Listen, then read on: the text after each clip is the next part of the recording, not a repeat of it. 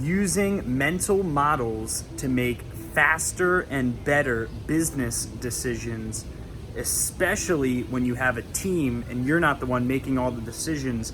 Having mental models that you and your team can quickly tap into by habit is one of the highest value tasks you could ever do in your company, is building mental models. So, Charlie Munger talks a lot about how he creates mental models. He has a mental lattice work, as he says, through which he makes investment decisions. Charlie Munger is Warren Buffett's right-hand man in building Berkshire Hathaway, which has made Warren Buffett one of the richest men in the world. And Charlie Munger is famous for his mental model framework of thinking, where he makes fast decisions because he pulls in his knowledge. He's very much a Renaissance man when it comes to his pool of knowledge from multiple different disciplines, as he says. So he pulls in his research and theories, proven theories from psychology, philosophy, natural selection, health and exercise science. And he takes these principles that have proven themselves over the course of time to be true, and he puts them into a mental lattice work, so he can almost like check marks go through each of these mental models when he makes big investment decisions for Berkshire Hathaway. So the way that we can do this, instead of getting all spacey and thinking about philosophical bullet points that we can make for our company, I think it's more interesting to do it by department. So one thing that we did at our company is I actually created philosophy sheets for every department of our company. One area where a lot of companies have problems is owning their pricing model.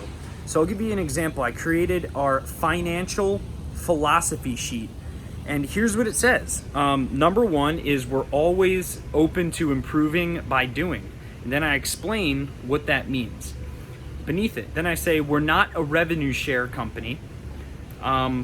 Number three is that our minimum monthly revenue per client is X. Okay, are you high price? Are you low price? You need to put that out there, not only for you, but for your team in advance, so that they don't make pricing decisions based on what's best for them versus what's best for the company.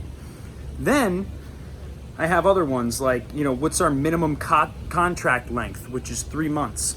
The fact that we do not cut our prices to win a sale, we build value.